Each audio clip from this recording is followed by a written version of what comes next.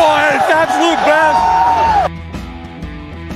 Yeah, they had us the first half, I'm not going to lie. Oh, could be Wayne. I think I got my swagger back. Oh. I love it, baby. Them orange britches. Something about them orange britches. Tennessee wins! By Tennessee, Jawan Jennings. Jennings makes the catch. Ball hit high in the air into right field. Going back is Sayre. And Tennessee can say hello, win column. A grand slam in the bottom of the ninth. You can't draw it up any better. We just won a basketball game, and we're very happy right now. McGrath for the win. He got it. If you don't like college football and you watch this one, I'm not sure what your problem is.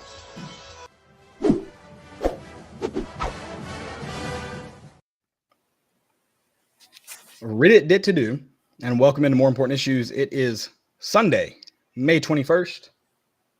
I've always got to recheck the date. I'm so bad about it. It is episode 461. Glad to have everybody in here. It's been a minute.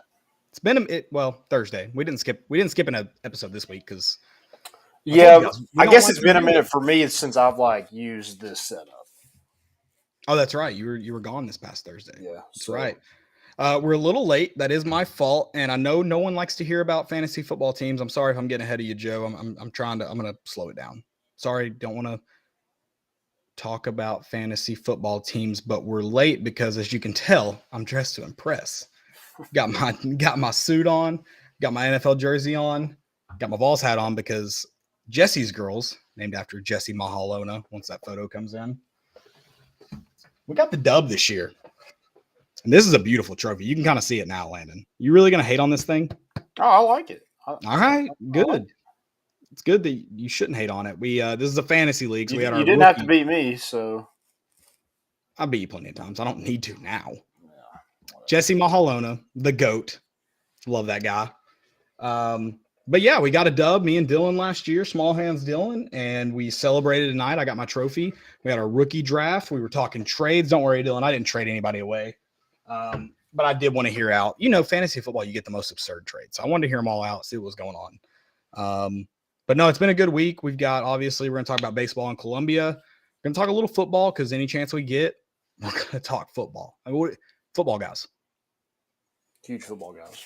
It never stops. It's year round. We talked about that earlier today, how sports are just year round now. It's weird. Mm-hmm. Not weird, but I love it. No, yeah, gotta love it. Have the Lady Vols finished up yet? They had Indiana. They did. They were up 9-7-3. 9-3? They won 7-3. Yeah, 7-3. Okay.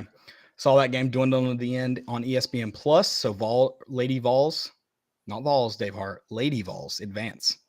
Yeah, to the Supers though we'll face Texas. So UT versus fake UT. I love that. We'll also talk some postseason baseball. SEC tournament starts on Tuesday. Yep. Tuesday, Vols face A&M.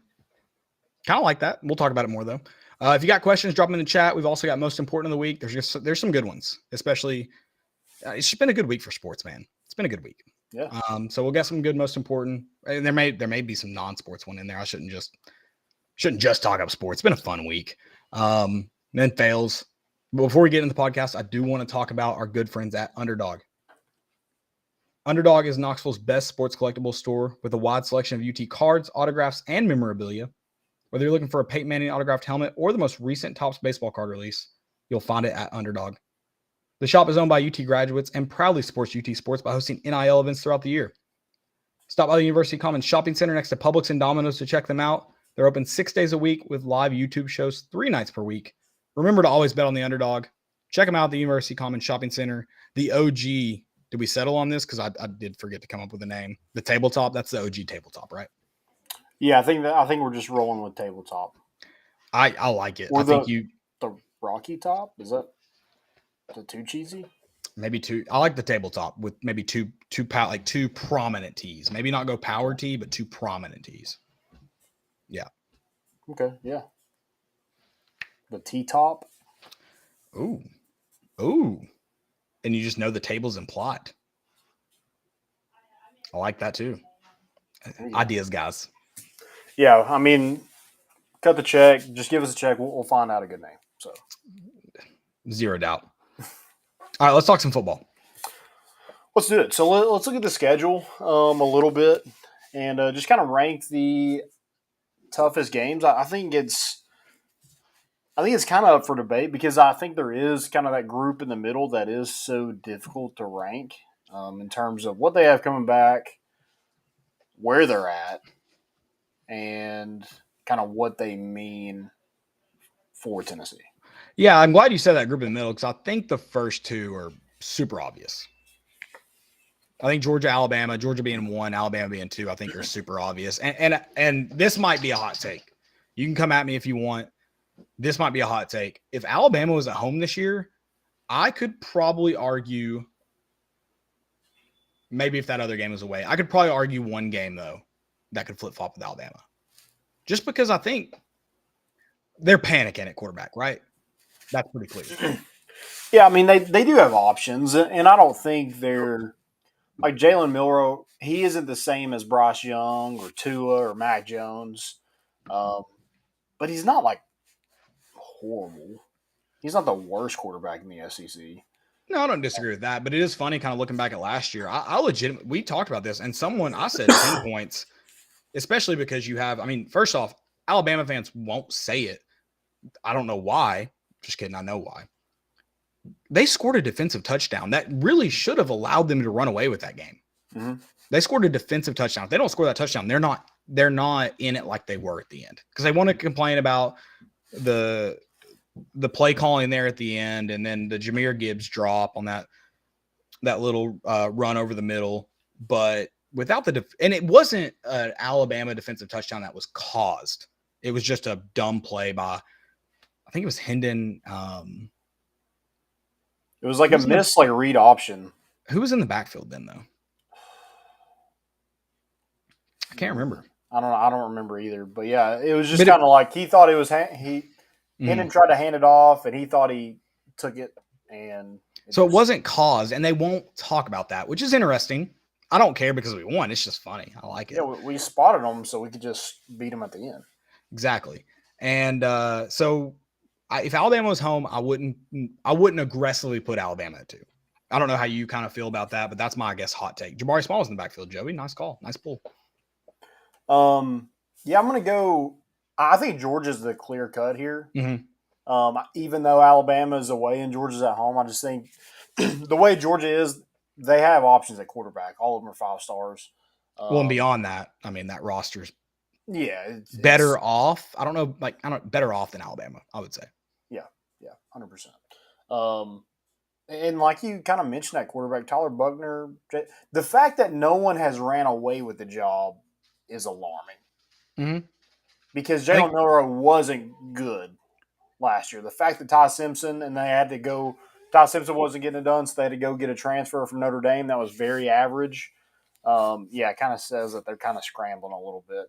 And I still think they're a good football team. Right, yeah, for sure. And I think the Jalen Milroe, you talk about how he's obviously a good quarterback. He also started 2 games or just 1? Was it just that A&M game? I think so. I think that's right, yeah. But still, the guy started a game. You would think he's your clear-cut number 1 coming into this season. And he hasn't, like you said, established himself as that. Yeah. And that should be a concern to Alabama fans, honestly. Yeah. Yeah, and then like your most productive player last year was Jahmyr Gibbs, and he's gone. Yeah, Jahmyr Gibbs and Bryce Young being gone together, it should be a concern because they were that good. They were world changers on the stage for y'all. Yeah, I just think with the offense, with losing those 2 guys and the offense that they have, I just don't know if Tennessee's able to score 40 points. I don't think Alabama can score 40 points.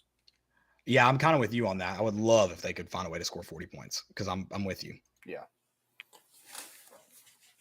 And then after that, like you said, this is kind of where the middle of that schedule is kind of difficult to pinpoint what is 3rd through what is maybe 6th or 7th. Yeah, and I think as tough as Tennessee's schedule usually shakes out to be, I do like this year because I think I think by default, I put A&M at number 3. And that's the team, again, I think it has to be a way for me to flip-flop them with Alabama. Alabama at home, A&M away. So those two flip-flop for me to put them ahead of Alabama. A&M is just, it's kind of like Alabama and Georgia. They have a ton of talent on that roster. Then you add in the factor of Bobby Petrino being there. Makes it interesting, obviously we don't know right now, but what we can assume right now that offense should be better. That kind of puts them in a weird position for me. I think they're the clear-cut number 3 right now, though. Well, oh gosh, I say that. No, I think they're the clear-cut number 3 because I think the number 4 is clear-cut for me because it's away. But I don't think they're good enough to be the clear-cut number 3 or even argue number 3. So I think number 3 for me is A&M because, again, talent, they added Bobby Petrino. It's at home, so I think that takes it away from 1 and 2 position. I think A&M is number 3. Okay. I don't hate that. I kind of have to see it. That's fair. And I put Florida at 3 just because it's at the Swamp.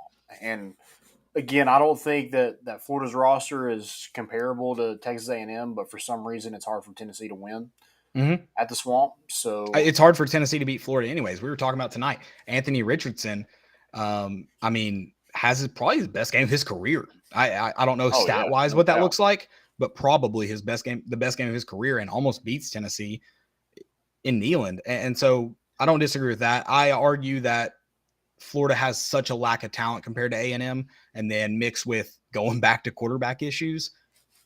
I mean, do they have a quarterback on their roster? That's a good question, Landon. I don't know. The away factor in my opinion, the away factor for Florida is the only thing that worries me for that game, personally. Yeah.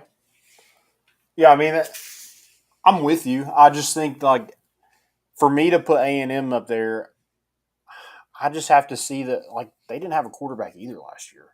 No, and there's still questions about it this year for sure. It is a freshman, Connor Weigman, I think's his name. Yes, it's the Bobby Petrino factor for me, that they have a proven winner, a guy that knows how to coach an offense for me. That is part of the reason they bump ahead of Florida for me. And there's a ton of 5-stars on that roster too. So I guess as we discuss this, it turns out, when I said clear cut, it turns out you could probably flip flop either of those at 3 and 4. For me, A&M's just because of that roster is more, it's better overall for me. That's why I do it. Now I do get into the home and away and not just away at Ben Hill Griffin at the Swamp. That is a different environment for Tennessee for some reason, but I want to think I want to think Josh Heupel is moving the ship, turning things around. So, yeah. But I don't disagree. I mean, we've obviously talked about it. You had Florida at 4? I have Florida at 4, and I said clear cut, and you've made me walk that back a little bit. I just do think the A&M roster is so much better than Florida that I think that overcomes a little bit of what the Swamp may bring. Yeah. Yeah. On paper, there's no doubt that Texas A&M is a more difficult matchup than Florida.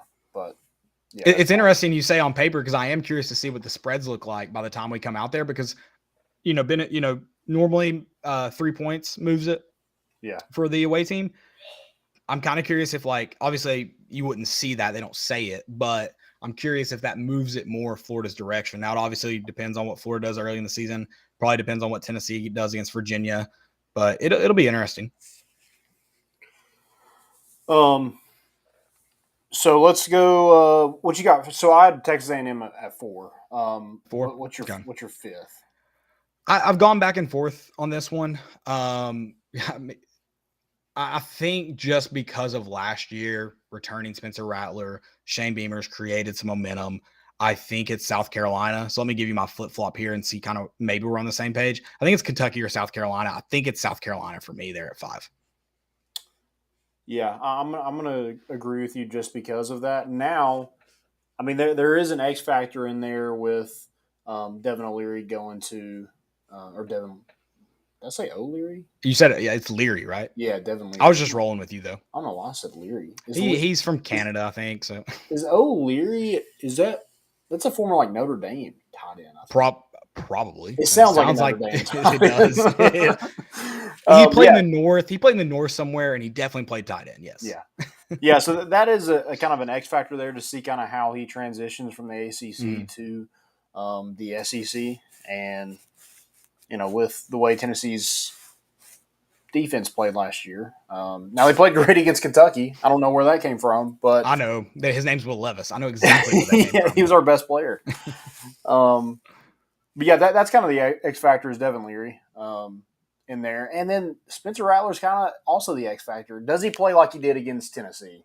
Or does he play like he has the rest of his career where he's just super inconsistent? And I know he played better after Tennessee still, but he didn't play great against Clemson. He obviously didn't play great against Notre Dame. They lost. But he has played better since Tennessee. So maybe that was the moment for him and he moves forward. But I'm still not buying it till he does it. So that's again kind of why it made me jump back and forth between South Carolina and Kentucky. And I thought about home and away. Tennessee's not played not that well at Kroger Field for some reason. I don't know. It probably because it's always cold there. It's on October 28th. And book it right now. Meteorologist Caleb Mitchell. It's gonna snow October 28th in Lexington, Kentucky. I promise you. Or feel like it should. Right. Yeah. If it doesn't, it's because no precipitation. Yeah. So. Yeah, I'm with you. I've South Carolina at 4 and at Kentucky at 5. 5 and 6, right? 5 and 6, yes. Yeah, okay. Sorry. You're good. I've got UConn at 7. I'm just kidding. I was about to say, wow. I've got an interesting one here. Okay. I think Vanderbilt's going to be better than Missouri this year. I think Vanderbilt's going to be better than Missouri. Now, I don't think Tennessee should struggle with either of these teams. I think they're both not good. I really don't even know how to assess them right now because I feel like so many question marks surround both of those squads. But as far as just historically where Tennessee struggles, I feel like it's probably more with Vanderbilt than Missouri. Okay. Yeah, I don't hate that. I actually have Virginia at 7. See, I almost went with Virginia. Again, so many question marks. Yeah, again, like they lost their quarterback. I don't really know much about them. I just think with that being the first game, and Tennessee has struggled some with the first game. You'll get Ball State struggled a little bit, not too much, and then before that it was definitely struggled more with Ball State. They played they played phenomenal from the jump. Now things slow down because it's the first game. Are they running their offense? Obviously a version of it, but maybe not what they've been practicing. But I mean, Ball State, you go interception. Was that a reverse throw interception? Is that right? Yeah, McDonald intercepted it, and then we scored on the very next play. So yeah, that wasn't a struggle. Bowling Green was a struggle. Bowling Green was a struggle, but more so because of some inconsistencies from Joey. But the Ball State, I mean, it wasn't like it was Tennessee's best game by him, So that's why I wasn't gonna refute that. Obviously, but the start was really good, and you saw you saw what was about to be put on highlight for the rest of the season. It turns out because Jalen Hyatt scored that touchdown and said, "Let me score several more on my way to a Biletnikoff." But I mean, yeah, Ball State wasn't Tennessee's best game. I think this one may be different because it's Virginia, personally. Yeah. And I'm calling this because it's in Nissan Stadium. For some reason. Yeah, for sure. No, it's terrible. I would put Virginia in there. So we talked about kind of where you have the first two, and then you can kind of group the rest somewhat together. I would group Virginia in there for me with Missouri and Vanderbilt somewhere. So those three positions are all interchangeable for me, I think. Yeah, I don't disagree. So at 8, you have. At 8, I have Virginia right now. You brought up the point in the first game. That makes it a little more iffy for me. Maybe you could almost, for me, bump them all the way up to 7. Yeah. So, but just because they're SEC and then you have Missouri away, Vanderbilt's the last game of the season. I think they're all they have their own quirks to them, if you want to call them that. But so I think interchangeable. I guess I have to list them. Do we have to agree on one? Let's agree on one. Agree on a 1 through 12. Okay. Can we do that? So where do you want to put Virginia? Do you want to put Virginia ahead of Missouri Vanderbilt? Because I'm fine with that. Can we agree on Missouri at 8? So it'd be Virginia, Missouri. We have agreed on one. We agreed on Georgia and Bama. And we agree. We haven't South agreed Carolina on and Kentucky. I'm saying agree on 1 through 12. Let's agree on 1 through 12. Okay, yeah. Let's agree on 1 through 12. Okay, so let's go. So you're saying put Virginia after Kentucky in terms of difficulty, correct? Correct. Okay, I'm fine with that. And I think Vanderbilt then Missouri, personally. Okay. Let me hear your thoughts. I have Missouri just because it is November 11th at Missouri. And they do return a quarterback. I don't even know Vanderbilt's quarterback situation, honestly. I don't know if it matters. I don't think either of those teams matters. They had God, what's his name from Collins Hill? Good for them. 4-star. Also plays baseball. God, I can't remember his name. So you're gonna let me put Vanderbilt in front of Missouri is what I'm hearing. I thought his name's Sam something. Sam Horn. Yes. Okay. All right. So where are you at? 8, 9, or 9 and 10? Sorry. I just think with Vanderbilt at home, I just think that's an easier game. I don't know why. I do think they could be better than Missouri, but I just think with them being at home and us playing at Missouri in the cold, I don't want to back down this easy. So in my opinion, I'm looking at how could Missouri beat Tennessee this year? And I'll give you why Vanderbilt could beat Tennessee. Give me a second. But let me hear you. Why could Missouri beat Tennessee? They can't. I don't know. Okay. Vanderbilt could beat Tennessee because there are 2 reasons. One, it's a rivalry, and weird stuff happens in a rivalry. Mm-hmm. And no matter how far ahead we think we are or want to be from them, like it is at the end of the day a rivalry. Weirder stuff has happened. I also think that they are building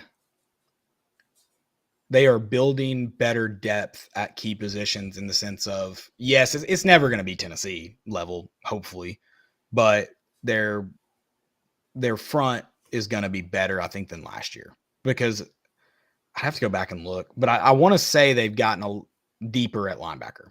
They've gotten deeper on the defensive line in terms of that one linebacker that said Tennessee was trying to contact him. Right. But I need to go back and look and see what their actual star and their ratings were, but they've gotten deeper. Yeah. I feel like Missouri's they've just been Missouri since Drinkwitz has gotten there. Like they haven't gotten better. Yeah. If that makes sense. And then they don't have that rivalry factor. Now, I hear you out on it's cold and miserable in Columbia, Missouri.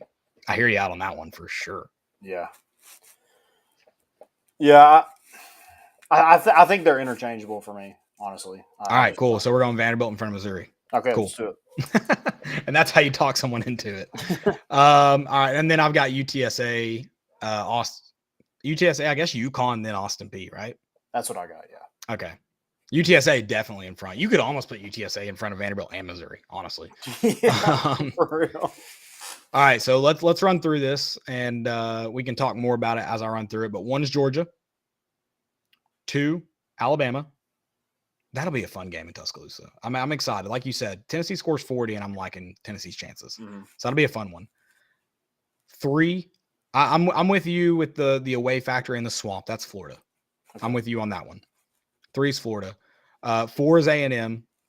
And I like that it's at Neyland, but I'm with you there that as much as I do think they're interchangeable, I think the away factor at Gainesville kind of bumps them ahead. Mm-hmm.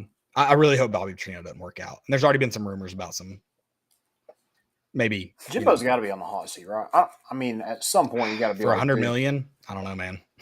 Dude, they got that oil money. They can spend that. Good point. We're not going away. We're not going to clean energy anytime soon. Spend it while you got it, boys. Yep. And then we've got 5. We've got South Carolina, and maybe the last year's loss is creeping in a little bit for us. Maybe, but I think that's fair too as well because Kentucky didn't get better, and I think the Kentucky-Tennessee game was a little bit of an anomaly in the sense of like I don't think that defined who Kentucky was as a team. But man, it was fun to beat the hell out of them. Oh yeah. So much fun. That puts Kentucky at 6, and that is away, and it will be cold. I promise you that. And then Virginia at 7. I do like that because, like you said, first game of the season. Yeah. First game of the season. And it might be a blowout, but it could be. The doubt will creep in that week. The unknown of just you haven't seen your team in 8 months or whatever, of course. In the unknown that we have no clue about anything with Virginia. Right. Absolutely. 8, I'm with you on, sorry, we just did 8, right? I'm trying to count now. 7 was Virginia. 7 was Virginia. 8, I talked to Landon into Vanderbilt. I'm just hyping up the boys in the West End. What do you want me to do? Vandy. 9 is Missouri. I agree with Landon. They don't really have a chance. I just had to argue. 10, you've got UTSA. UTSA was ranked. Did they get up to top 20 last year? It was close, I think. I think they were in the top 25 at some point. Okay. Yeah. They definitely were in the top 25. I was thinking they might have gotten into the top 20 though. Then you've got, we didn't debate this. So, all right, let's just go 11 UConn, 12 Austin P, FBS versus FCS. I would love to put the Governors ahead of UConn though, but I don't know if you can. Yeah. I'm not willing to say that yet. Maybe I feel differently, but didn't they go to a bowl game last year? UConn? Yeah. I think they did. So that helps their case. Yeah. Now, if it was that year that they played Vanderbilt was battle the worst teams in the country, maybe there is a debate for Austin P. And there's a good chance by the time we play UConn in November that they may be the worst team in FBS. It's very possible. Yeah, that's fine with me. Yeah. Did you see a Michigan fan comment on Tennessee playing UConn? I was like, out of all people in the world, and we can sit here and I can argue why the SEC scheduling that late in the year sucks, but a Michigan fan cannot argue that. No. You play one difficult team. Someone tweeted their first 4 games, and it's hilarious. Let's look it up. Look it up. Get it going. Yeah, you got SEC teams playing FCS teams in November. I'm not saying it's right. It's just the way the schedule works. For some reason. Jesus. East Carolina, UNLV, Bowling Green, and Rutgers are their first. Well, Rutgers is Power 5, Landon. Come on. They play in the same conference. I mean, what do you want them to do? Shiano. Yeah, what a gauntlet. Yeah, they're going to really struggle probably. Poor guys. God, yeah, did they just set up a preseason? They literally did. That's smart. Honestly. Why are we laughing at them? They're doing it right. If we had a preseason, we'd know. I bet we'd put Virginia farther back if we had a preseason. What are you gonna do? Gosh. All right. Anything else for ranking that schedule? It's kind of all right. Well, all right. We have to talk about it now. What's your floor? What's your ceiling? I think floor is 8. 8-4. I agree. And I was talking about this on Friday or Saturday with Jesse. Not Jesse's girls, different Jesse. I think 8-4, while it's your floor, I don't think it's depending on how it happens, I'm not willing to flat out call it a failure. Again, depending on how it happens. I think you're disappointed with 8-4, but let's see how it unveils it if it happens.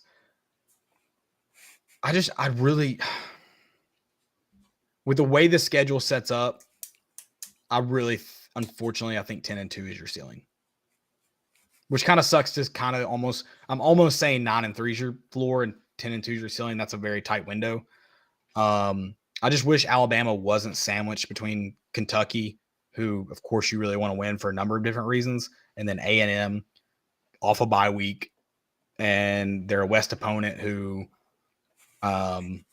you don't get to play often. It's in Neyland. Of course, there'll be a lot of emotion, and I wish it wasn't sandwiched the way it was. This year almost feels like the year you might snag a win from Georgia rather than Alabama. Not that I think you'll beat either of them necessarily, but it feels like that's what would happen if you were to somehow go 11-1. Yeah. See, the ceiling for me, because I'm sitting here and I could talk myself into 11 wins. And can you only talk yourself into a win at Alabama, or can you talk yourself into a win versus Georgia? I think it's Alabama just because. See, I think that's the fear for me of saying 11-1 for sure is like if I can only talk myself into a win at Alabama, that's why I'm thinking 10-2 is probably your ceiling. That for me, because ceiling is like the highest you can go. I feel like that. Right. I feel like you can talk yourself into 11 wins. I'm not doing that. I think 9 wins is probably what you're. That's probably what you finish, but I think 10's your ceiling. 10 regular season wins, by the way, is your ceiling for me. Okay. I don't see beating Alabama and Georgia right now, both of them. And then it being at Bryant-Denny puts another wrench in it. Now it could be, who knows? It could be a weird one like last year where you beat one of them and somehow lose the other. Well, or you lose to a different team. Hopefully not South Carolina, but maybe it is a weird one. I just see, I kind of like last year. I'm putting 10-2, and I'm assuming those are the two teams you lose to.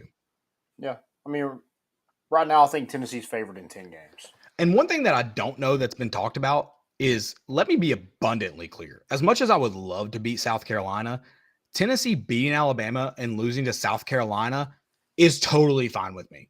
Let me be abundantly clear about that.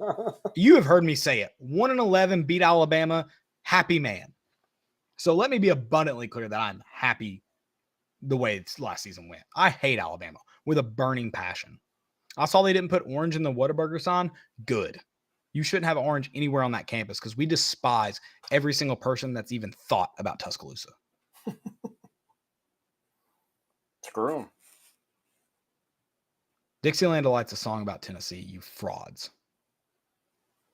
I would like to beat South Carolina, though, this year. No, yeah, don't get me wrong. No, don't hear me wrong. I'm just saying one or the other. Yeah, I would know like which one I'm picking. To beat the brakes off.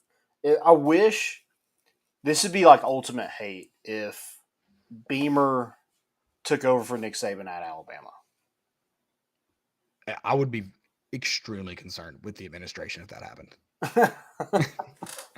I mean, you got to be concerned right now. With Alabama's admin? Yeah. Oh, yeah, but in a different direction. I've always known where they stand in terms of morality. I've never questioned that. Now it's just kind of weird that it's public. But in terms of football, they've seemed to always, since Saban's been there, gotten it right. Yeah, I just love, like, hitting a female and being an accessory to murder is okay, but don't you dare bet on a baseball game. Well, hitting a female and then blaming it so much on the fans that now they're trying to get other teams to forfeit when the fans storm. And I need to remind everyone that's listening right now, Greg Sankey is on tape talking about how much he loves watching fans storm the field. It shows the passion of the fans. Nick Saban saying he thinks it's fun. It's never been aggressive. They never had a problem. After one of his he said that after one of his security guards tackled someone at A&M. And then when they hold Jermaine Burton's and Alabama's feet to the fire, now it's the fans' fault.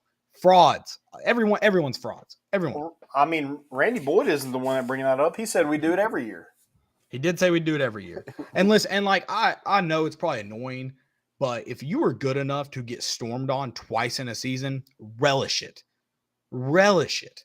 That's another thing. Alabama fans are so freaking stupid. They can't understand how good they were for over a decade and why people want to beat them so bad and why they enjoy it so much they want to storm the field. They're so stupid they can't get that through their gump skulls. I mean, I wonder why people, like, if you're hated, you're famous, right? Isn't that the saying? Haters make you famous? Yeah, 100%. And they're like, everybody hates us. I don't understand. First off, the SEC office loves you. Second off, the fact that people hate you show, like, it's not, they didn't start hating you and then you got good. You were really good before Saban. Then you obviously had that, I don't know how long of a stretch it was, a good stretch of not being good. But people remembered when you were good. Then you got really good again. People despised every person in Alabama, and you should relish that. I love that people hate Tennessee, and I hope they hate us forever. Like, I hope there's never a time when people feel bad for Tennessee fans. You don't want to be felt bad for. That is the pit of misery. UConn fans, every UConn fan is welcome at our tailgate. I'll buy you drinks because I feel that bad for you. Not Alabama fans, though. No. Alabama fans, show up. I dare you. I'm just kidding. You can come. If you're cool, if you're cool, you can come. You hit the nail on the head when you're like, they've never been bad. Like, they've never been bad enough where their own coaches are betting against them. Ever. They've never had to go through that with that football program. The baseball program. Well, I mean, they did have a football coach that got caught giving his school issued credit card to a stripper, which most of them don't even know happened, though, because they're not all. There's a good percentage of them that are bandwagon fans that have no ties to the school. Yeah, they do. They do need to understand though what's happening. I agree with that. That's how bad baseball is right now for you all. Suck it. But I've been there. I've bet against Tennessee just in hopes like they win. I've never bet against Tennessee, but I have been very hurt betting for Tennessee. Yeah, very I've done hurt it both ways. You don't get a lot of joy in winning a little bit of money on them. You don't. Good to hear. Because so I don't even want to think about it. Brad Bohannon, I don't know if it was worth it to you either. But what did we ever figure out? Joey or Dylan, can you all look up Brad Bohannon's salary before he got fired? I think it's $0 now. But can you look up his salary before he got fired? Let me see how worth it possibly could have been. Yeah. I'd like to hear that because I will bet against Jesse's girls this season if I need to, gladly. Well, we did have a question in the chat in reference to football, so I'll go ahead and get to that. JC Petit. Oh, I'm kind of into the second one now. Petit? I don't know. Oh, third. I'm in. I'm sorry if I butchered that, but I feel like it's one of those three. So he said, how fast do you insert Nico to get him some live playing time? I mean, I think you get him in as much as possible in those 4 games. I use them like Joe, how they did Joe last year. Yeah. I don't change up anything in how I do first and second string. I think you want to get him in there with Austin P for sure. Maybe UConn, maybe UTSA, maybe even Virginia that first. Get him in that first game. Get him some action. I mean, I hope you can, but I'm not like banking on that, you know? Yeah.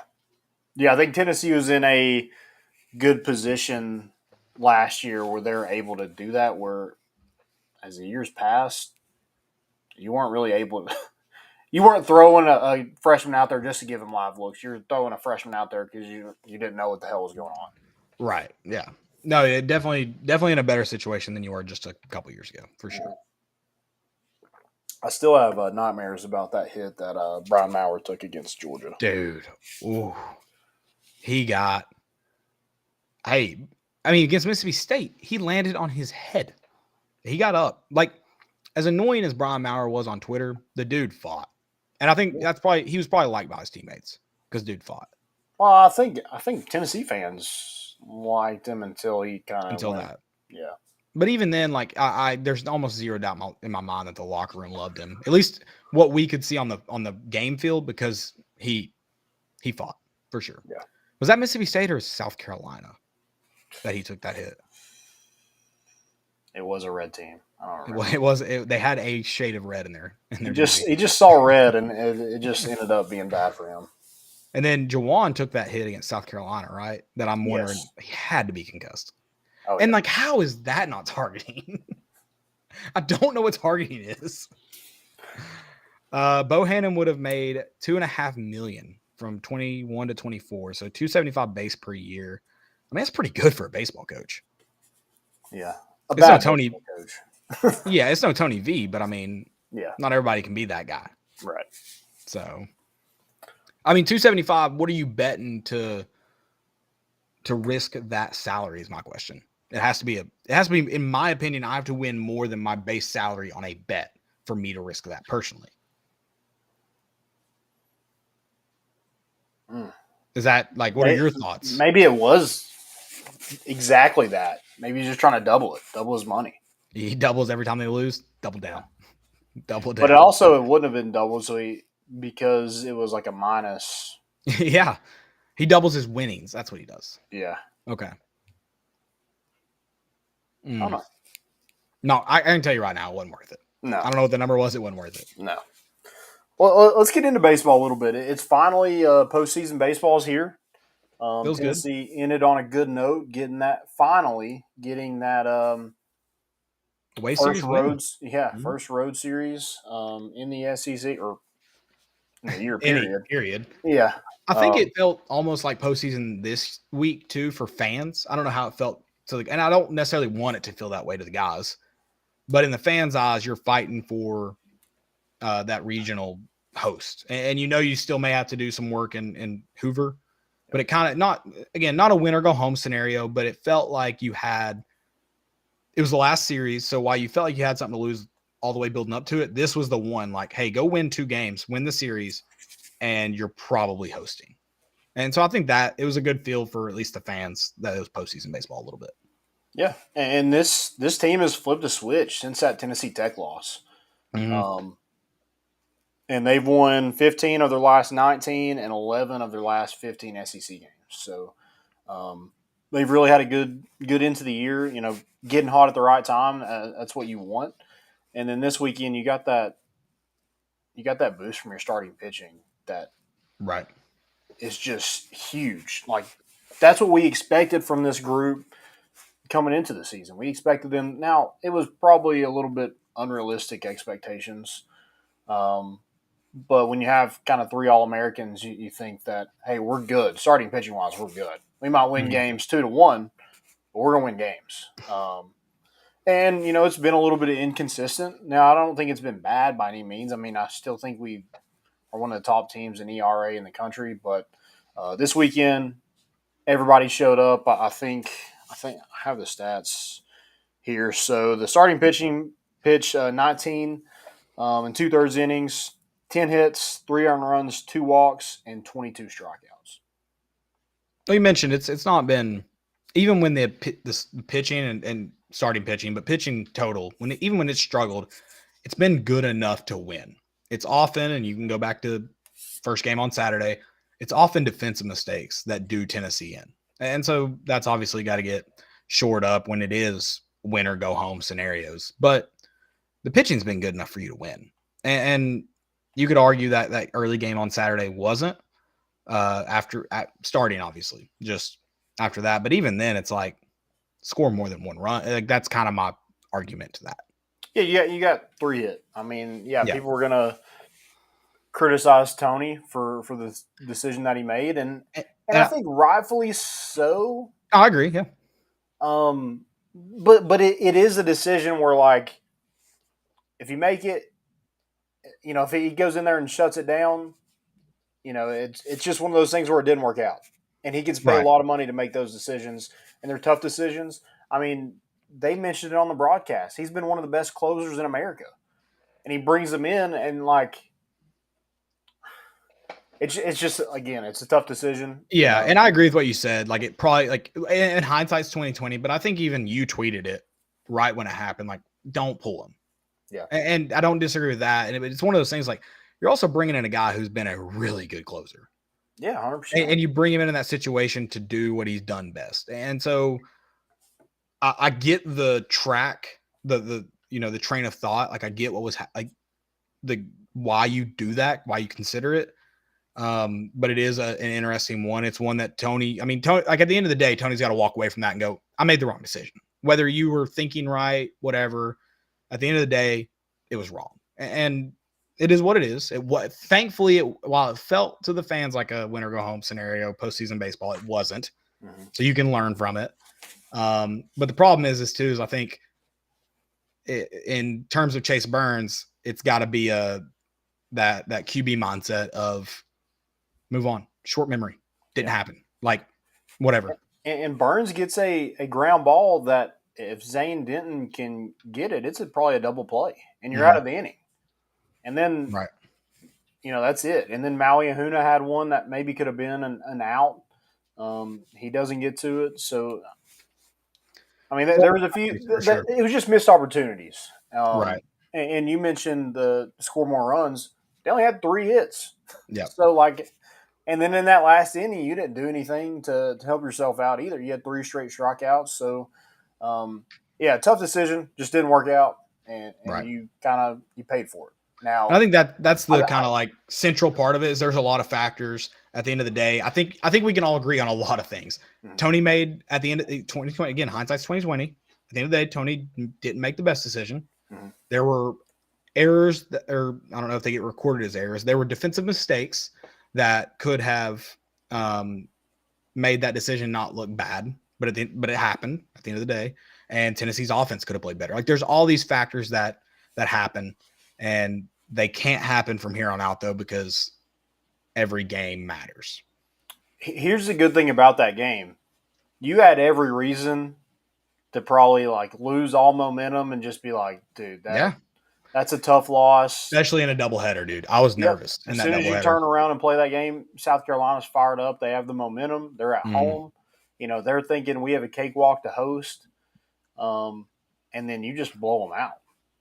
And I think that speaks a lot to this team because I don't know that team in Arizona at the first of this season would have done that same thing. I'm glad you mentioned the same team when you said that because I'm thinking like that. This feels more like a corner turner for me than any other part of the season. Mm-hmm. Even, when they started playing really well, when those defensive mistakes got limited, this feels like a better corner turner for me. And it's going into postseason now. While it feels like that, go prove it to me in Hoover. Because you're gonna face adversity in Hoover. There's zero doubt. A lot of teams are going there. We talked about it. At the end of the day, Hoover doesn't matter except for that pride of the SEC, which is everybody wants that pride. But at the end of the day, it's not a big deal to go all the way to Sunday and win it. But everybody wants to play a couple days. Everybody wants to win that first game with A&M. Like everybody wants to win that one. Yeah, you want to win your first game, and then after that, it's like you want to win the whole thing, or you want to go home early. Yeah, that's kind of how it is. And that's the interesting part. If you get to Saturday and Sunday, then it kind of tunes back up a little bit. Yeah. That Thursday, Friday is a little like, kind of if we go home, we go home. We get to sleep in our own beds tonight. Cool. But once you get to Saturday, Sunday, especially if it's Saturday at like 1:30 a.m. again, you might as well win while you're there. Yeah, another thing from this weekend, Jared Dickey coming back. That's huge to get him back in the lineup because Derek Dickey. Yeah. That might be more of a baseball name than Jared Dickey, if we're being honest. Derek Dickey was 100%. It sounds like a Tennessee. I think Jared Dickey's more of a baseball name, but Derek Dickey was definitely a third baseman in Angels in the outfield for sure. Yeah, he plays in every baseball movie. Yeah, Derek Dickey. There's some baseball movie I need to watch. It's with what's Joey Tribbiani's actual name? Matt LeBlanc. Apparently, there's a baseball movie with Matt LeBlanc and a monkey. I can't remember the name. Oh yeah, Ed. Have you? So I'm assuming you've seen it. Oh yeah. How bad is it? How bad? Oh, is it's terrible. But it's like you got to watch it bad, right? Oh yeah. All right, I need to check it out. Dude, I don't think I could find it on anything, like even on like YouTube where you can buy movies. I don't think I could find it on that movie. I actually don't know how I remember that, but that's awesome. I'm glad you pulled that out of my brain. You probably saw it like third or fourth grade. Oh, dude! At my grandmother's house when she'd watch us after school, I'd watch Ed. It sounds like a bad remake of Air He Bud. got locked in the back of a freezer truck and. Oh, I think I've seen this movie. Now that sounds familiar now. Yeah. And Matt LeBlanc gets him out, right? They become best friends. Yeah, they were friends before that. Oh, okay. I think they hated each other at first. Okay. Yeah, I'm gonna have to go watch Ed sometime. I bet we could find Derek Dickey in that movie. I guarantee it. Yeah. It got a 2.7 out of 10 on IMDb. give me a Rotten Tomatoes score real quick. Oh my gosh. If you've seen Ed, tell us how much we should watch this movie. That's what I want to know. Let's see the Rotten Tomatoes score. 22%.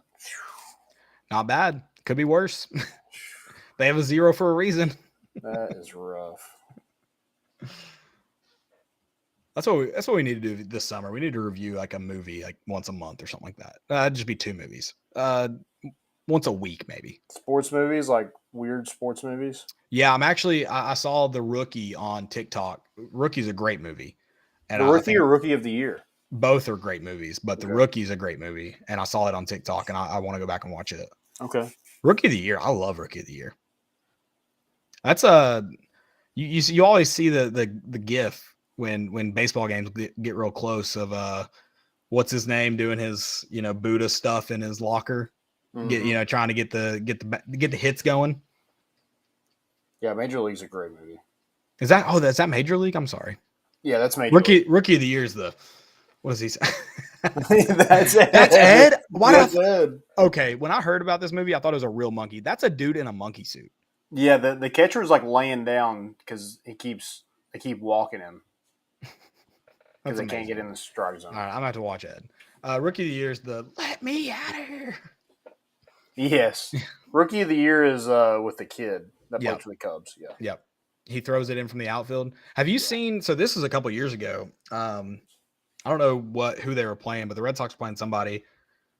I think it was the Red Sox hit a bomb over the Green Monster, and I believe an opposing fan was up there and threw the ball back, which it's not terribly far, but it's still pretty far. Threw it to second base. I want to say, and it hit the player that hit the home run. Mm-hmm. Am I right that the Red Sox hit it? I think the Yankees hit it, and he hit the Yankees. Oh, the Yankees hit it. See, I was thinking it was an opposing fan, so it was weirder. Like, there were so many weird things about it. So, okay, it might have been the Yankees then. But I actually knew someone at that game, and I was like, man, what if it was them? That would have been cool.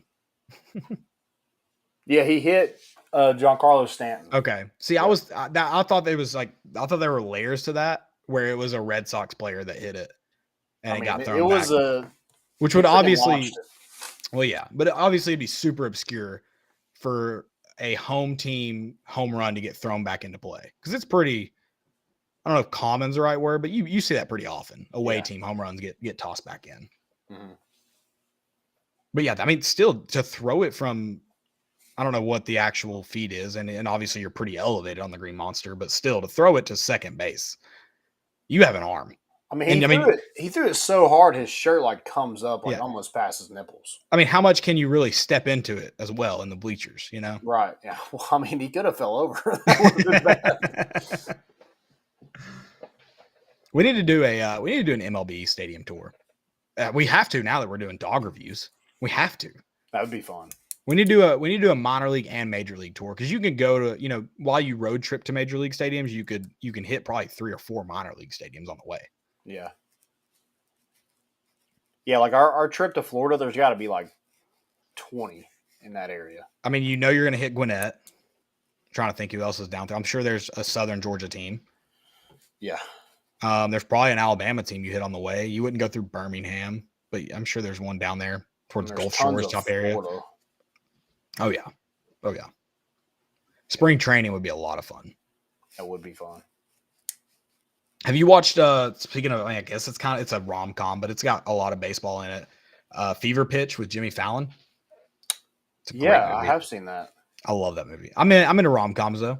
No doubt. It's not no shame. A baseball movie, but it's not a baseball movie, but it's kind of like Moneyball, where it's centered around baseball. Right. It's got a story about something else that is very baseball centric. Yeah. Which I think people would argue Moneyball is a baseball movie, but it's definitely more of it's a math movie. You got to be a math guy to really be into that. Business. Yeah, exactly. All right. Dog reviews on the road. They're coming. Speaking of dog, are we making that announcement? Yeah. Are we doing this? All right. Before we get it, we're not done with baseball. We just tangented.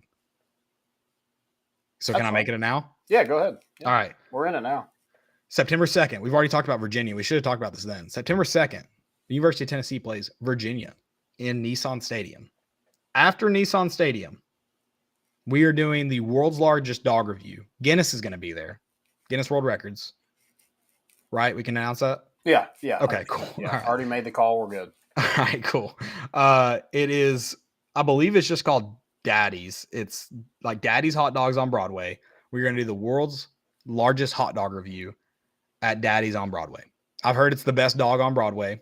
I don't really know what that means exactly, because how many are there? Yeah, at least 2 or 3. At least one more, because I had one on Saturday or Friday. But yeah, world's largest dog review happening at Daddy's. The big meetup. And then, I mean, we'll all go out somewhere. Hopefully not on Broadway. We'll all go out. When's the game? They haven't announced the time yet. So if it's a night game, would we go before? I think we go out. Surely it's open on Broadway after, like late. Surely. Okay, that's fine. Let's right now. Let's say after. And if it is like a 7 p.m. game, we'll talk. Okay, We'll figure it out. We'll figure the details out. the deets. Yeah. We'll have our people called, Guinness's people and Daddy's people. And Joey has a good tagline. Daddy's got the good meat. I wonder if that should be their slogan. If it's not, Or we can just rip off Arby's. Daddy's. We've got the meat. they've got the meat. Oh, we've got the meat. We got it.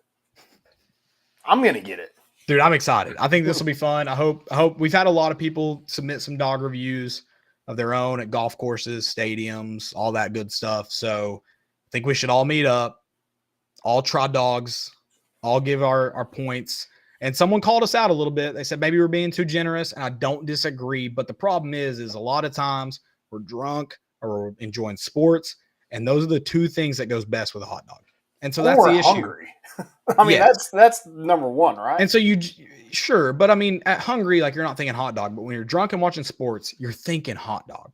And so it's graded on a curve. So just go with us, okay? Yeah. Don't tell me what's in it.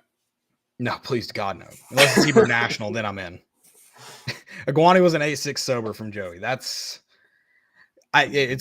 can't disagree. It was delicious. And I really what, but again, sports. I was playing golf. So kind of going back into that factor. The Dodger dog that I had in Oklahoma, it was not an 8-6 sober.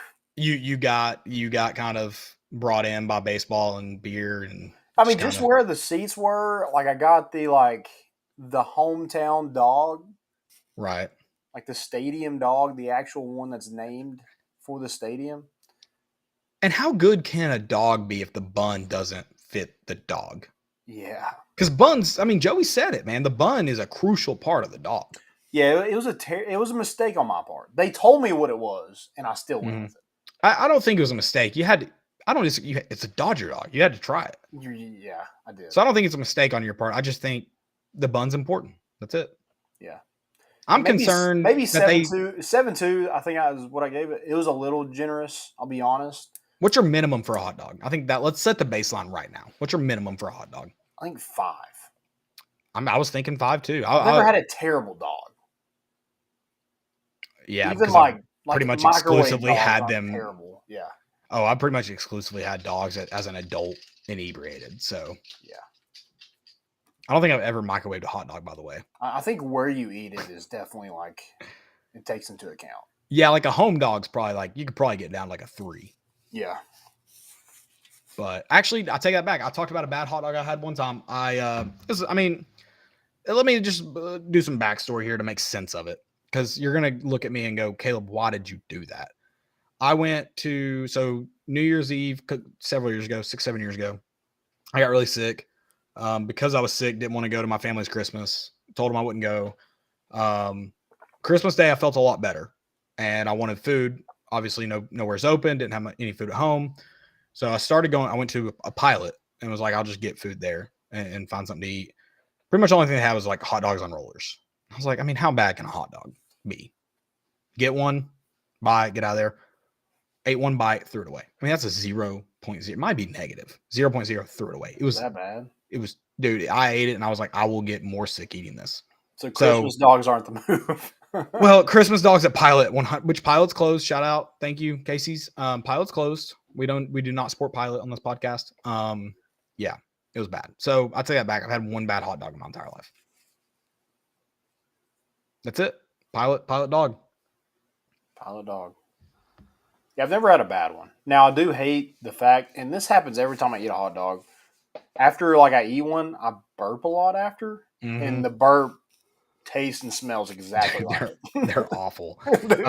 We did get a comment, Landon, that your microwave hot dog is hella sus or sus. And I mean, I don't disagree, but we do have to understand this is Landon Ravy that grew up on Ray Road. And so Chandler Dugan said it. And hey man, I can't disagree. Like it's sus, but we do need to add some context to it.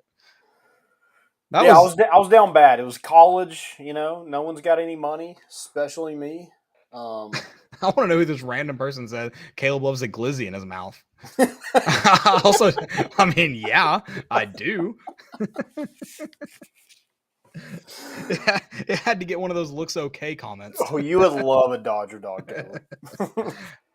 Show yourself. And if you don't like a hot dog, you're an American. Yeah, I got ripped for putting ketchup on it. I feel like that's normal. We've gotten ripped since I did the first one. We've gotten ripped for it. But we've already turned one person. We'll turn more. It's a matter of time. Ketchup isn't now. Here's my preference: is nacho cheese on a dog. See, you don't do mustard. You just do ketchup, and that's concerning. But I understand. Let me let you in on a little secret, guys. And this is probably gonna be close to the fattest thing I've ever done. Golden's mustard is the best. And we do have a question from Dylan that what is y'all's Smoky Dog score? Smoky Dog is peak. It's pinnacle hot dog. Smoky Dog in Neyland Stadium is pinnacle hot dog. They used to serve it with Golden's mustard, and it was phenomenal. They stopped doing that in Neyland. Don't ask me why. They've gotten rid of that. They're getting rid of troughs. They're not calling me. So don't ask me why. But we got sandwiches from Ham and Goodies. Shout out to Ham and Goodies this year. They gave us Golden's mustard. I took 2 packets, stuck in my pocket, took them to games. And I had Golden's mustard in Neyland Stadium for the first time since like 2007. And oh my gosh, Smoky Dog with Golden's mustard is the best. That if you want a 10 out of 10. We're French. We're Frenches over here. No, Golden's all the way, dude. It is so good. And if there's anybody in the chat that can refute that Golden's is the best mustard, I will gladly have this. I'll bring you on the podcast right now. Right now. Yeah, I'm whatever you put on a hot dog, that's up to you. The only thing that I'm just like, that's super weird, and I'm definitely going to call you out for it. If you just put mayonnaise or mayonnaise. No, mayonnaise at all. Mayonnaise at all. If you put mayonnaise on a hot dog, you're sus. Yeah, 100%, 1,000%. Yeah, that's gross. And I like mayonnaise, but I'm not putting it on a hot dog. Mayonnaise goes on a few things. Hot dog is not one of them. No. Absolutely not one of them. I'm so glad we just got into like a 30-minute conversation about hot dogs. Well, you like glizzies in your mouth. I do like glizzies in my mouth.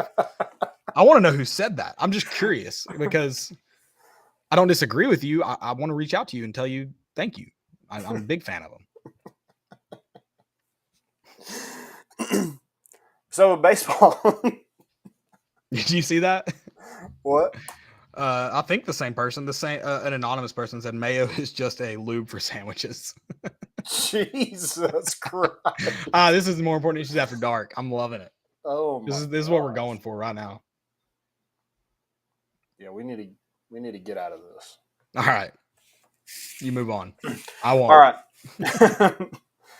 Baseball. But yeah, like Tennessee's playing really good baseball right now at the right time. I think they're not relying too much on the top of their lineup. Everybody at the bottom is hitting as well. I do kind of like them switching up a little bit. I don't know how much you switch up, but damn it, Gabe. I'm just cracking up how serious you got after that. Like the mayo is a loop for the sandwich, and the man just went into like broadcast talk. And I'm sorry. It was funny. All right, moving on. But I do like the kind of switch up in the line. You did it. You did it again. What do you want me to do? All right, go ahead. I'm gonna just lean down here. Blake Berg in the top of the lineup, Maui Ahuna at the bottom. I don't hate it. I like the switch up. I like to see kind of what you can do with. Maui had 2 hits, so I don't think it. And the only really difference is like you don't get him to start the game.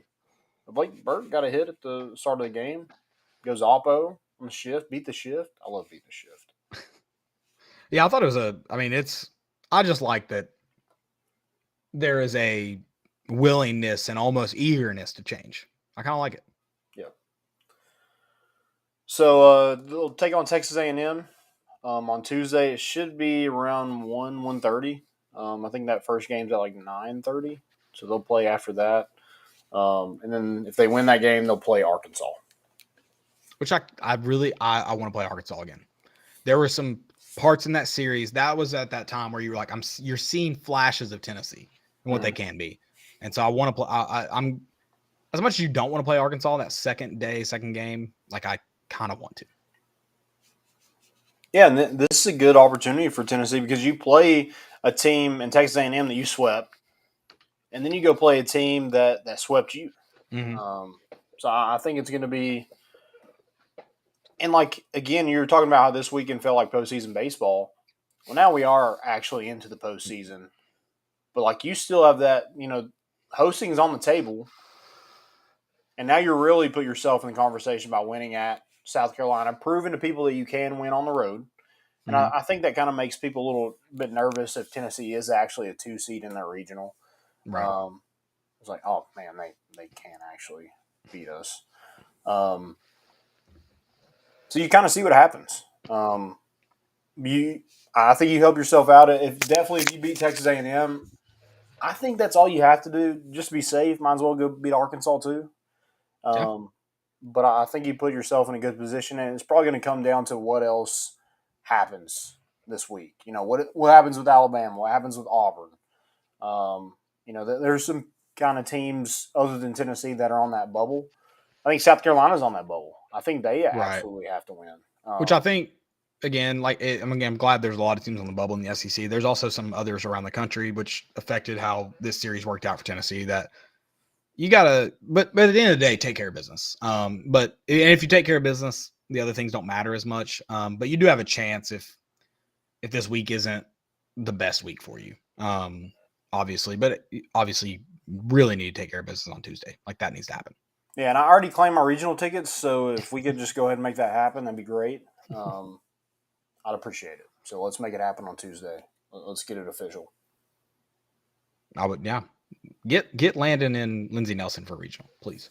Yeah. Chandler Dugan says, does Tennessee have a better than 50% chance to win the SEC tournament? Oh. I wouldn't. Better than 50%. Yeah, I wouldn't say that. Yeah. Here's the thing. I mean, a lot of those teams, like, how serious is Vanderbilt, Florida, LSU, Arkansas really going to take it? They're a national seed. It's already set in stone pretty much. And I wish it did just come down to pitching, because then I'm sitting here thinking Tennessee has a really good chance. But like we just talked about, where even when Tennessee's pitching is really good, it obviously isn't the only factor.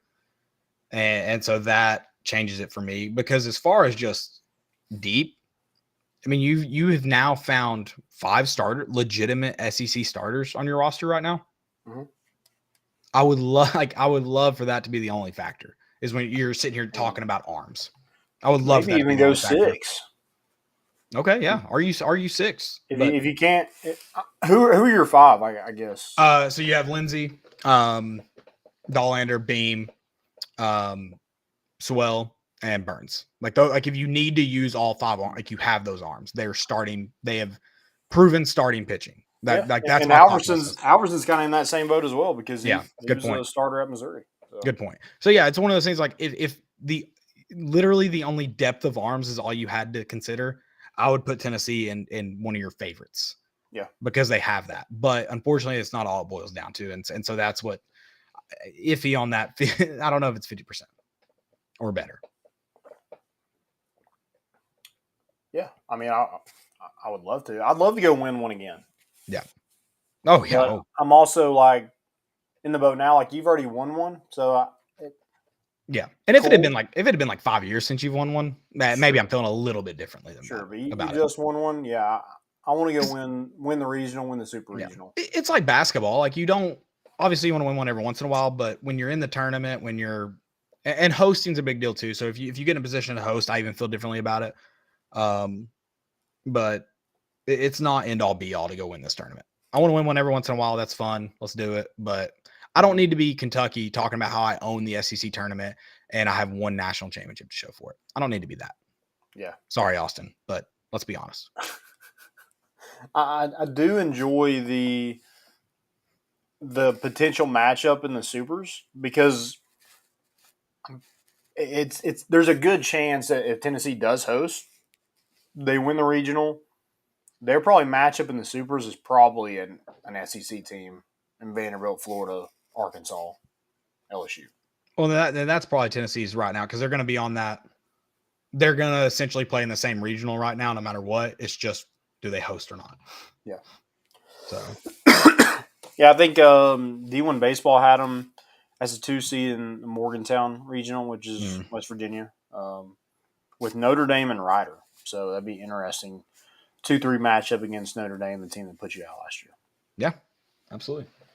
But we're hosting, so it doesn't matter. I love that. Most important, I do want to give a shout to Lady Vols. Moving on, we talked about it earlier in the podcast, but one more shout out because it's deserved. Moving on from their regional there. Big wins this weekend. Obviously, big win over Indiana tonight, whatever you want to call it. I love the Lady Vols vibe. Like they talk about teams that enjoy winning. They just seem to enjoy winning, and they keep doing it. Yeah. Who's their super regional matchup? It's Texas. We talked about this. Good God. Yeah. Yeah. And I say I have the memory of an elephant. And here we are. Yeah. It is Texas. And we did get a comment. They from swept. Chandler. I mean, they didn't even really sweat the regional. I mean, they destroyed everybody. Right. We did get a comment from Chandler here, and kind of goes back into what we were saying. You're in the same regional right now. It's just, do you host or not? And you mentioned that Tennessee, West Virginia, Notre Dame, Rider is the projected one right now in Morgantown. If you host, Tennessee gets some great 2 and 3 seeds. Yeah, Tennessee's essentially right now the way they're seeded or the way they're positioned, they're gonna play in the same regional. Like it's not gonna be an easy regional, but now you're just trying to host that difficult regional rather than travel for it. Is what you're trying to do. And 2 years ago, I mean, we got shafted. I mean, Wright State shouldn't have been a 4 seed. Right. Duke won the ACC championship. They shouldn't have been a 2 seed in our regional. Right. So I think either way, like you're going to get difficult teams. That's part of the SEC tournament. But Tennessee's had what did I say? SEC. You're fine. Oh, sorry. NCAA tournament. Sorry. Yeah. I'm getting my mind right for Hoover. No, but I mean, he's not wrong in that. Yes, it's going to be, if you do host, it's still going to be difficult, but it's going to be you're going to be in one of the bulkier regionals no matter what, because of where you're seated, where you're positioned. It's just a matter of whether you host or not. Yep. And I think kind of, obviously they call it a regional. So kind of that region, has a little bit to do with that too. Like they don't want, a team like Cal traveling all the way to Knoxville. So that factors in it. And there's just better baseball in the South than there is kind of everywhere else. So that's all right. He said it, not me. All you Northerners can go after Landon.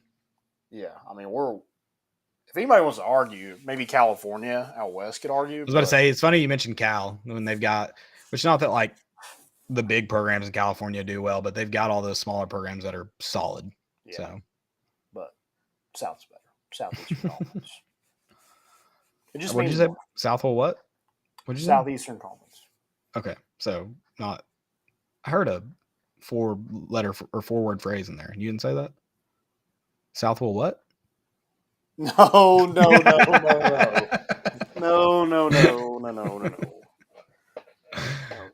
All right, most important of the week. Not today, cancel culture. All right, most important. So Joey, Dylan, if y'all want to hop in for this one, I've got some borderline ones that I don't know what they are. So, I've got one that I've got props for. If that makes sense. My first one I might be stealing from Landon. It's Christian Scott's dad catching the home run ball. Love to see it. Yeah, it's really cool how that worked out. It's none of my business to really talk about why he was in right field, but really cool that he did end up with that home run ball. And props to the South Carolina fan that actually let him have that, because that's they awesome. did kind of walk away from it once they saw him running over there. Yeah. And also that was kind of the straw that broke the camel's back right there. Yeah, for real. And we keep talking about Christian Scott, how he's just worked his way. Yeah. Hooper. Hooper. Oh, I do have a question, a fan question. Okay. Who's the most who's the biggest surprise this baseball team on this? On this baseball team. Sorry. Biggest surprise. Well, I don't follow baseball like you do, so I've got two that popped in my head immediately. The first one is Hunter Inslee, just because he's young. So I mean, he obviously could have big things ahead, but I feel like he's been Tennessee's most consistent outfielder. Well, that might be the right, because you also have Jared Dickey in that mix. But I guess like he's I guess surprise wise, yeah, he still kind of fits in that category, Hunter Inslee. But then we just got done talking about Christian Scott, and not that he's not been a role guy his entire time at Tennessee, but he's been a guy that's like you can't you can't leave him out of the lineup kind of dude. And I think that's kind of been a surprise, like the way he's positioned himself for me. I'd also throw Andrew Lindsay kind of coming out when Chase Burns, they were kind of figuring out what to do with him. I think you got to throw him in that mix. Yeah, I would say kind of all those. I would say Hunter Inslee, just because at the start of the season he wasn't really to be found. Mm-hmm. And then he's been one of your most consistent players throughout the entire season. Had a big game on Friday, 4 for 5, 3 RBIs, I think. So just been a mainstay out there in center field, and definitely big shoes to fill with Drew Gilbert leaving the program. So that was big. I like Andrew Lindsay. I think that's a big one. I think Dylan Dreiling is one too. I mean, man, when you need a hit, Dylan Dreiling's there. Yeah, almost in that same sense, almost like, which again, you've talked about him a lot, so surprise is kind of tough to say, but it's Kavarius Tears too.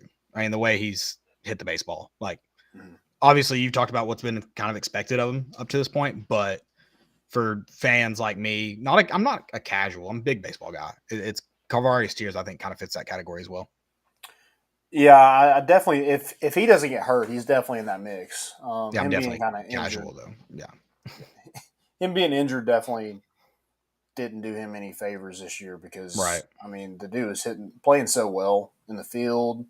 Of course, the bat is always something, and then he's just kind of dealt with injuries throughout the entire season. So it's kind of put a damper on things, but it is good that Tennessee does have some depth in that outfield where it's not really hurting them too much.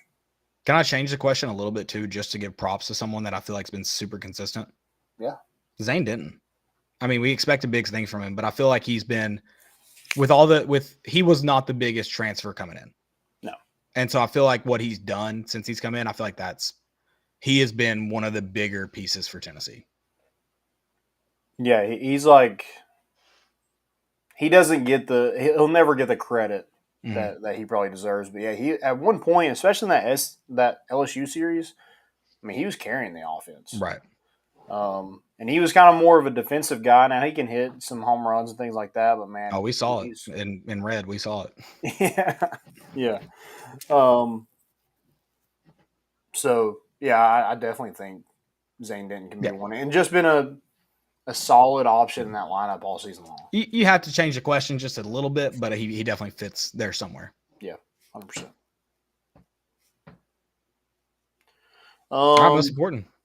You got any, Joe? Yeah, sorry. So obviously still staying in sports, but PGA Championship was this week.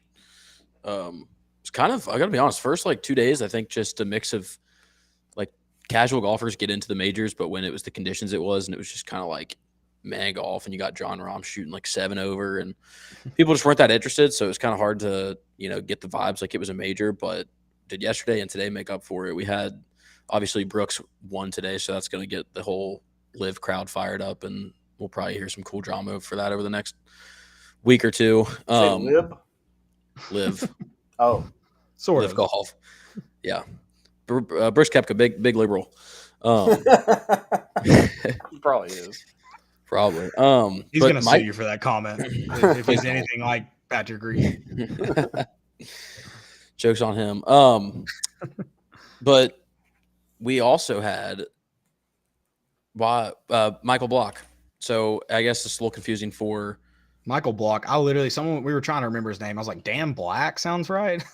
Yeah, I just like it left me for about like half a second there, and I've seen it all over. You Michael guys probably seen Block it, though is kind of a creative player name too. Like I was like, I know it's like an EA Sports it generated does. name. Yeah, that's like that's your baseline name before you change it in the PJ Tour 23.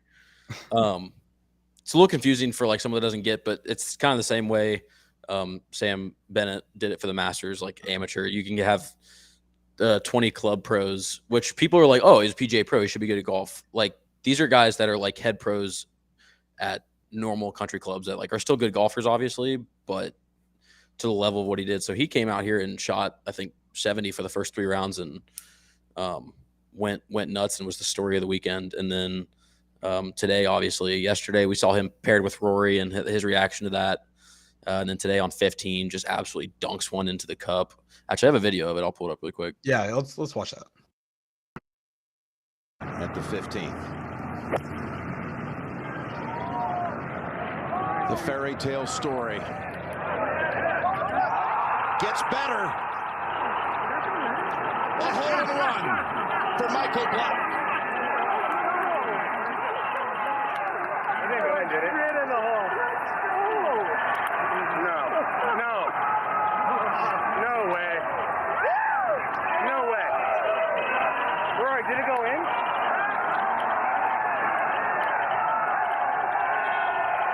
It sure did.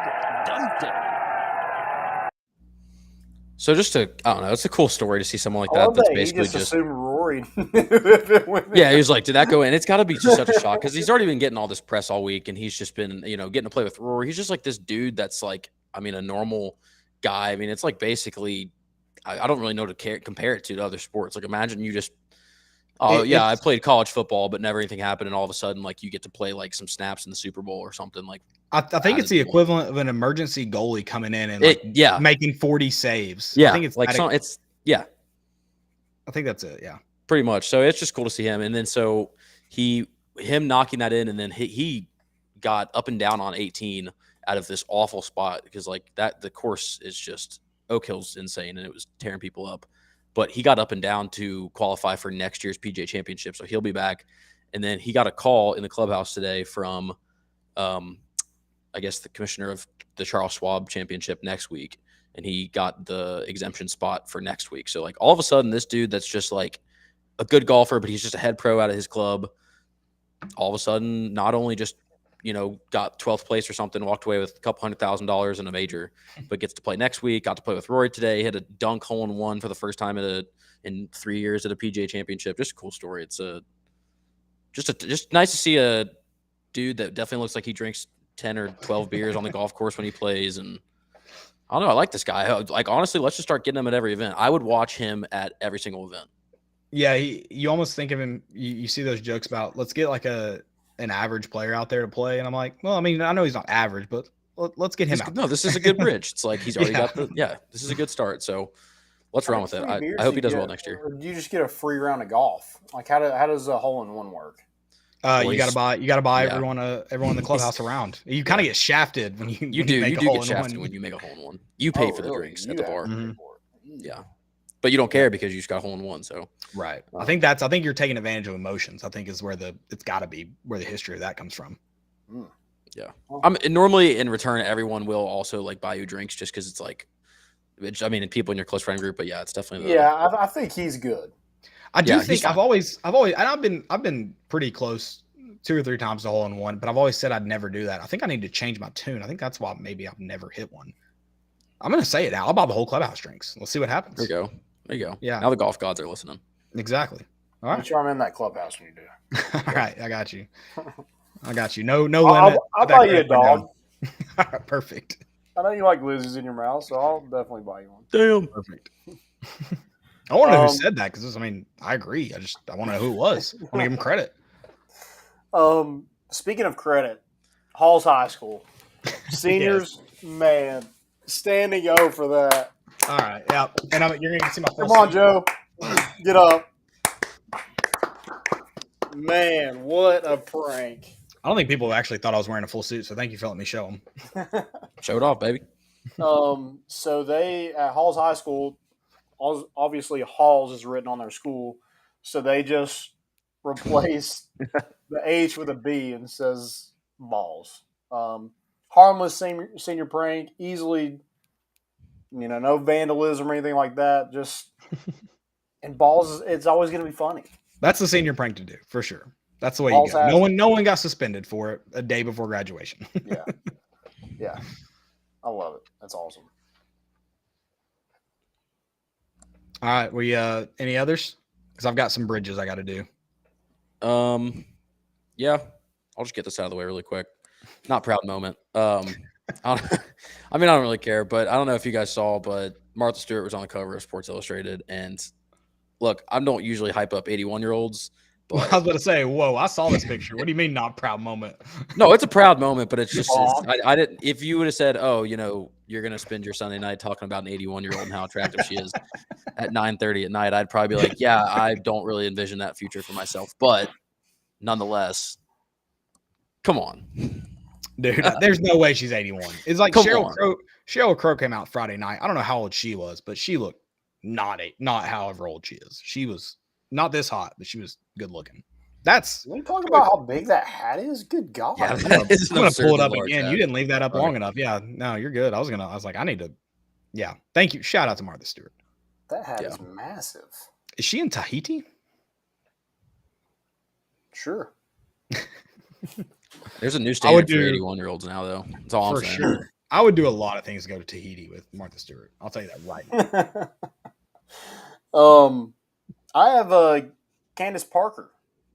So I don't know if you saw this, but she just started with the Aces, and then Kelsey Plum said, Candace Parker, she's wearing all black shoes with white socks, which is like criminal, but she pulls it off. So shout out Candace Parker for pulling off white socks. Do we have a pic of her pulling it off? I mean, Booby Miles would love it. Do you see that? No, it's okay though. Booby Miles would love it, and I'm okay with that.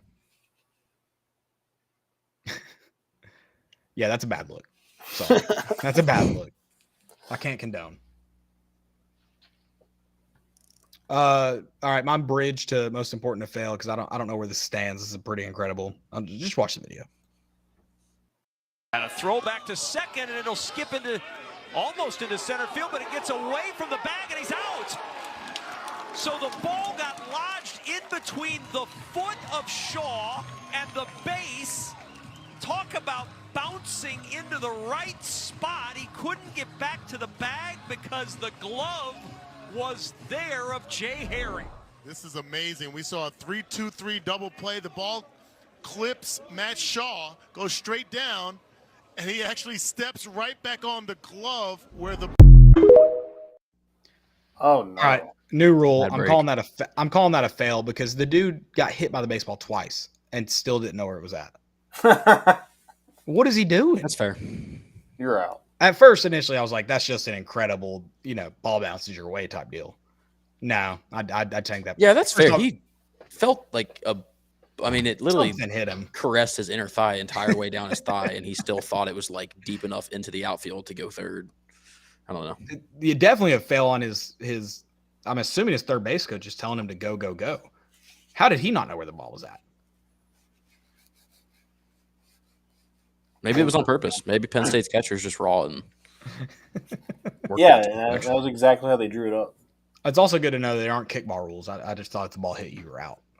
I'm learning something new every day. I wish it was like that. Maybe just for college. I feel like we'd get some really cool, just like 90 mile an hour to the dome pieces as you run home.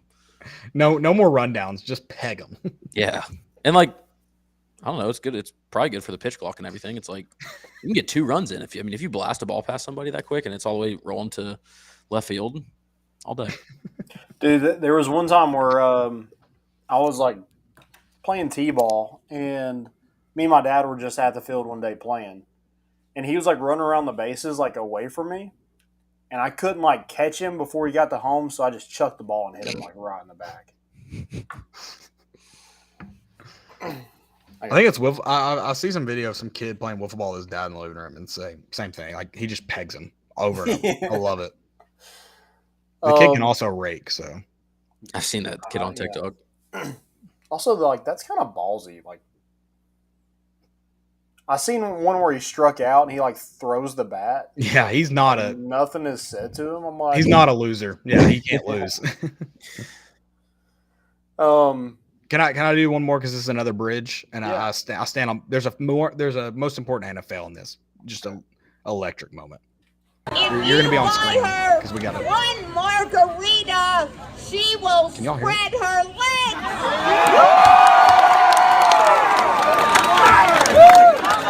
If you buy her 2 margaritas, she will pounce right on your penis.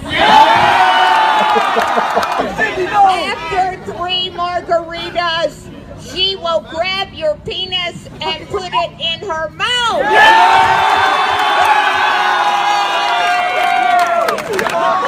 More margaritas.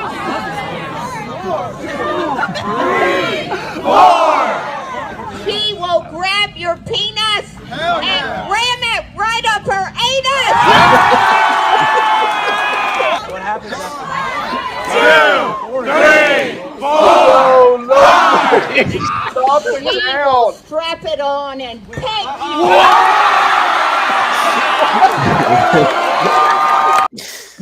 Have you not seen that yet, Landon? Sister Cindy. Sister what Cindy's the in greatest the thing to happen to hell? every college campus across America. So is she real? Like she's actually like dude. reaching abstinence? She's been to every campus on like this planet. I'm pretty sure there. What? I think like right before COVID, she was like, dude, she was doing numbers on TikTok. She was doing like a world tour. I mean, she was hitting a new campus every day. I'd see it on TikTok.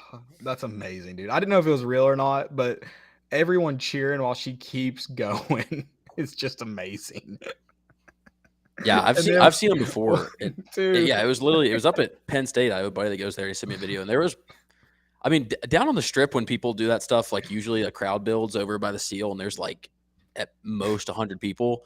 There was probably damn close to like 700 to 900 people at the Penn State one, and they were just all in a circle around her, just basically that same thing. Gosh, that's electric. Let's get her back to UT. Let's get Sister Cindy on the show. We could go real after dark with that one. Well, yeah, I'm in. Let's see what she can. I should have put a not suitable for work warning for everybody in front of that. But surely you got to like 2 margaritas and you knew to turn it off if you have kids in the car. Like, there's no way you thought that was going to get better. I think the 5th one was kind of out of the blue. I was expecting 5 margaritas. Oh God, no. You could have stopped at 4. Even the crowd was a little bit like, all right. Man, I really want a margarita.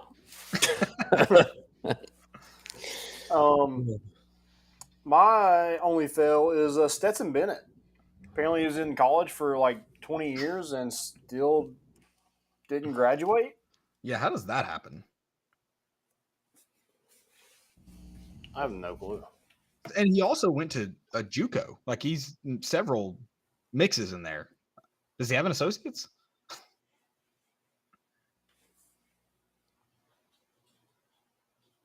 Is he just a football guy? Like he's Yep, there you go. That's the spin zone. He's a football guy.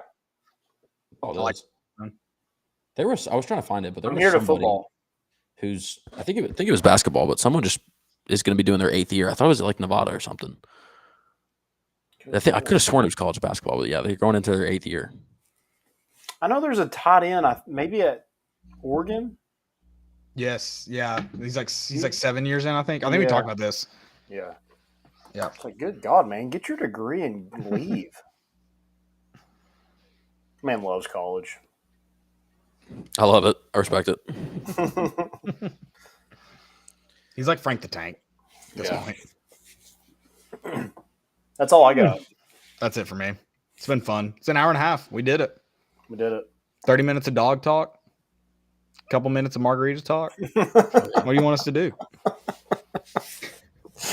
I hate that lady. I was watching some of her videos and I was like, I think she's trolling. And I don't know. I can't tell. But I'm glad to think maybe she might be a little real. I don't know. I'm saying anus. I feel like that's Yeah, she seems real, right? That too. yeah. But then, when you start talking about pegging, I mean, I didn't even know some people like that even knew what that was. I mean, I guess when you get to the fifth one, you really don't know what's going on. Maybe that's it.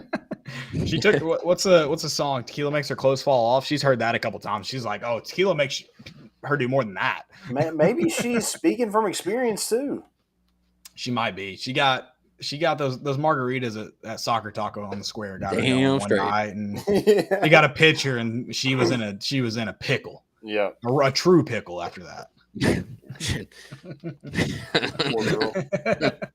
She no Martha Stewart, I know that. Nah. Oh God, no. Sister Cindy, is that what you said her name was? Yeah. I did have one more really quick, and it's not really sports related, but I did think of a way to connect it to sports. So French Catholic priests are going to have to start wearing QR codes to so you can tell if they're registered sex offenders or not with the whole like sex offenders which is crazy. The fact that instead of addressing the root issue, we're just going to put a little QR code on their sleeve, and then you can know in advance. And if you get caught slipping, you didn't do your due diligence and scan the QR code clearly. Like that's going to be every lawyer's case is like, well, did you scan the QR code? Like, sorry. My it was right here. Do they all have QR codes or just the ones that are sex offenders? I think they all do. I'm pretty sure it's like you got to like scan to find out. I don't know. Lord. But I thought Penn State's coaching staff should start doing that maybe or something.